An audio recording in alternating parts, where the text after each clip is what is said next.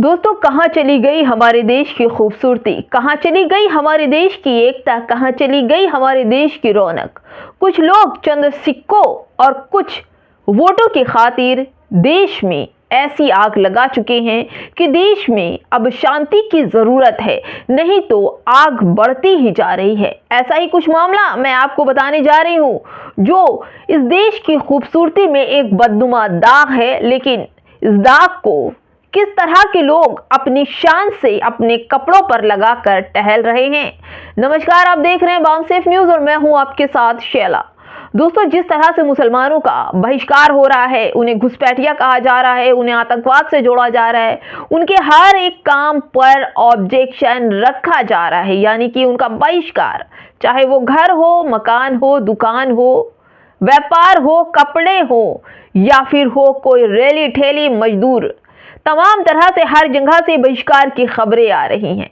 जो लोग शहर के अंदर थे वो तो बहिष्कार उनके हो ही रहा था, उनको इन नफरतियों का सामना करना पड़ ही रहा था, इन जागे हुए हिंदू को सामना हो ही रहा था। ये लोग जाग चुके हैं, गोबर भक्त हैं, इनको अपने मुद्दों की खबर नहीं है। इन्हें सरकार से सवाल पूछने चाहिए कि क्यों ये बेरोजगार हैं, इनके पास इतना समय कैसे है जो दूसरों के पक्ष में मुसलमानों के घर, दुकान, मकान पहुंच करके उनका आईडी कार्ड, उनका आधार उनकी मस्जिदों में घुस जा रहे हैं। इनके पास वक्त कैसे है, क्योंकि ये बेरोजगार हैं, इनके पास काम नहीं है, इसलिए मुसलमानों के घर, दुकान, मकान, बेटियां सब देख रहे हैं। दोस्तों, ये बेरोजगार लोग अब शहरों को छोड़कर अब गांवों में भी घुस पड़े हैं और गांवों में घुसकर जिस तरह से मुसलमान दाढ़ी टोपी वालों को देखते हैं, उनके मकान, दुकान, खटिये तक पहुंच जा रहे हैं और खटिये तक पहुंच करके सवाल पूछ रहे हैं। यहां तक कि नन्हे नन्हे बच्चों से भी जेएसआर के नारे लगवाए जा रहे हैं। दोस्तों, बता रही हूं, आपको जिज्ञासा हो रही होगी कि आखिर कौन लोग हैं जो नन्हे मुन्ने बच्चों को इस तरह से जेएसआर के नारे लगवाए जा रहे हैं। चलिए, बुजुर्गों की बात करते हैं तो ठीक है, लेकिन जो लोग समझदार है वो लोग भी नन्हे मुन्ने बच्चों से, अगर नाम देख लिया असलम, टोपी देख ली, तो भाई इनके अंदर जो भावना होती है वो आहत होने लगती है। इनको इनकी आंखों से मुसलमान दिखना नहीं चाहिए। ये इतना जहर बो देते हैं, इतनी गंदगी फैला देते हैं कि एकदम से लगता है कि इस देश में मुसलमान नाम की कोई चीज रह ही ना जाए। दोस्तों, मैं इसलिए कह रही हूँ कि यह खबर मैं आपको दिखा रही हूँ।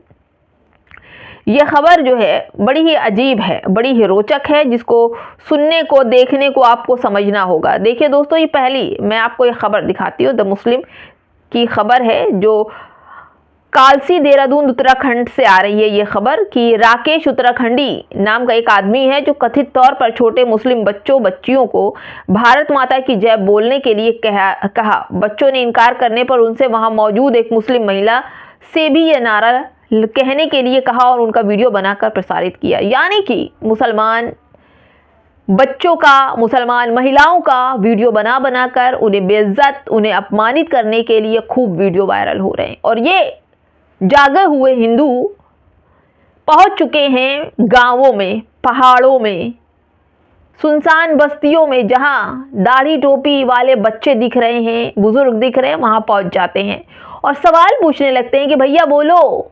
अपने उन्मादी भीड़ के साथ पहुंचते हैं और कहते हैं भैया बोलो, जेएसआर के नारे या फिर अलग तरह के नारे लगवाते हैं। जब लोग नहीं बोलते तो उनसे सवाल पूछते हैं कि आखिर क्यों नहीं बोलते, हिंदुस्तान में रहते हो तो ये सवाल क्यों नहीं बोल सकते हो, नारे क्यों नहीं बोल सकते हो। लेकिन उनके हर एक नारे का अर्थ है कि हमें ये बताने की जरूरत नहीं कि हम हिंदुस्तान के नागरिक हैं, हमारा दिल जानता। और तुम कौन होते हो, तुम कोई अधिकारी हो, जज हो, वकील हो, बैरिस्टर हो, प्रधानमंत्री हो, कौन हो तुम कि हम तुमको ये साबित करें अपनी नागरिकता कि तुम ये देखो, हम ये बोलेंगे तो हम यहाँ के नागरिक साबित हो जाएंगे। अभी इनसे वंदे मातरम पूछ लो ना तो नहीं बता पाएंगे, कुछ और पूछ लो तो नहीं बता पाएंगे। लेकिन हाँ, हिंदू होने का इन्होंने अगर तिलक लगा लिया है तो ये महान हिंदू हो गए। हिंदू होने का अर्थ भी इन्हें पता नहीं होगा, जो मुसलमानों से जाकर के पूछते हैं जेएसआर के नारे लगाओ। इतना ही नहीं, इतनी बेशर्मी इन लोगों की है कि ये मुस्लिम महिलाओं के पास भी पहुंच रहे हैं, उनका वीडियो बनाते हैं और बाकायदा सोशल मीडिया पर वायरल करते हैं।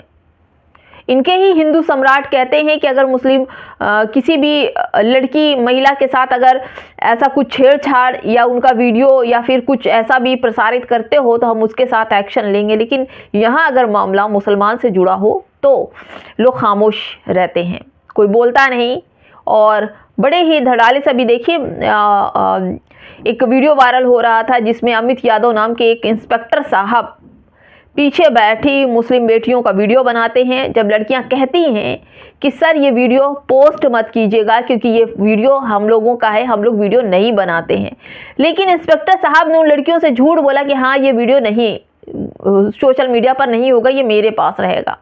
लेकिन झूला झूलते झूलते उन्होंने वो वीडियो पोस्ट भी कर दिया, एफबी पर भी, सोशल मीडिया पर भी, और तमाम जगह पर ये मुस्लिम हिजाबी लड़कियों का वीडियो उनके साथ आ गया। कुछ लोग बड़े ही आश्चर्य और बड़ा ही गर्व से कह रहे हैं कि वाह भैया 70-72 हूरों के साथ तुम्हारा वीडियो बन रहा है, बड़े खुश नजर आ रहे हो। इस तरह से इंस्पेक्टर मुसलमानों की बेटियों का मजाक उड़वा रहा है, उनके इज्जत का हनन हो रहा है इस वीडियो के बाद। लेकिन इस व्यक्ति ने अभी तक, पुलिस वाले हो तो क्या तुम सर पर बैठोगे? कानून संविधान है ना कुछ, किसी की भी इज्जत पर कोई बिना उसकी इजाजत एक वीडियो एक फोटो वायरल नहीं कर सकता, लेकिन इन्होंने किया।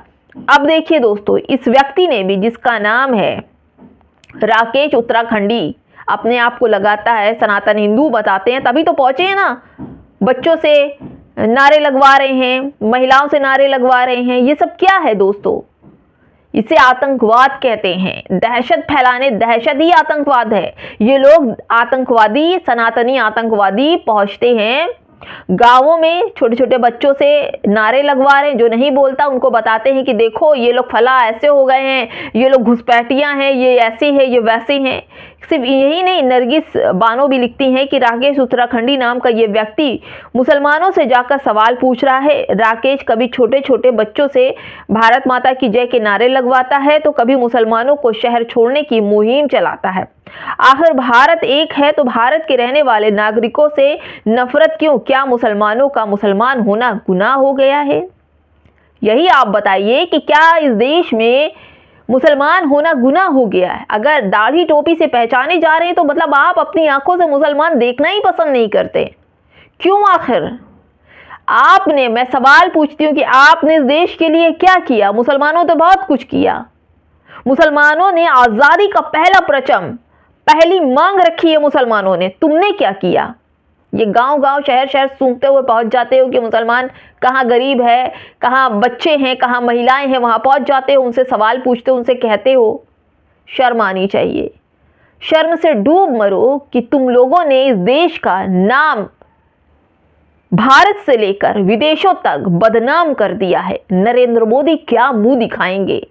हिंदू एक पहचान है नरेंद्र मोदी भारत के से बाहर, और जब ये बाहर जाएंगे, जब ये शेखों के गले लगेंगे, तालिबानियों के गले लगेंगे, तो वो लोग क्या बोलेंगे कि इनके और इनके लगे लितरे जो हैं वो मुसलमानों के सख्त दुश्मन हैं और मुसलमानों की तरक्की में सबसे बड़े बाधा ये लोग बन रहे हैं। जिस तरह से मुसलमानों का बहिष्कार हो रहा है, मुसलमानों के साथ ये क्या हो रहा है, खबर जो वीडियो इस व्यक्ति का, उत्तराखंडी का जो वीडियो है वो सोशल मीडिया पर वायरल हो रहा है।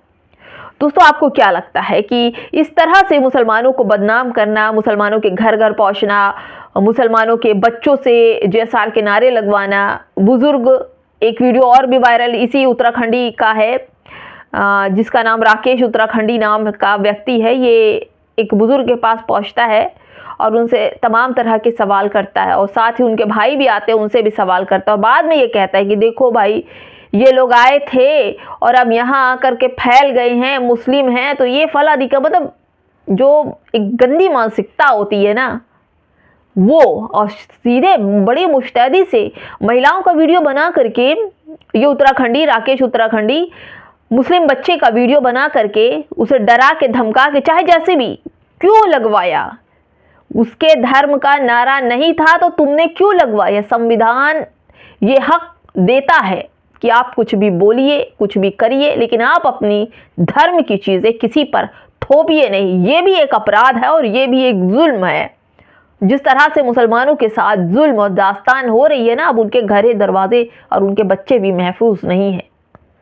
दोस्तों, इस वीडियो में इतना ही। कमेंट बॉक्स में ज़रूर बताइएगा कि आखिर ये छोटे छोटे संगठन बनाकर जो लोग शहर और गांवों में पहुंच रहे हैं, इससे हमारे मुल्क पर क्या असर पड़ेगा, ज़रूर बताइएगा। नमस्कार।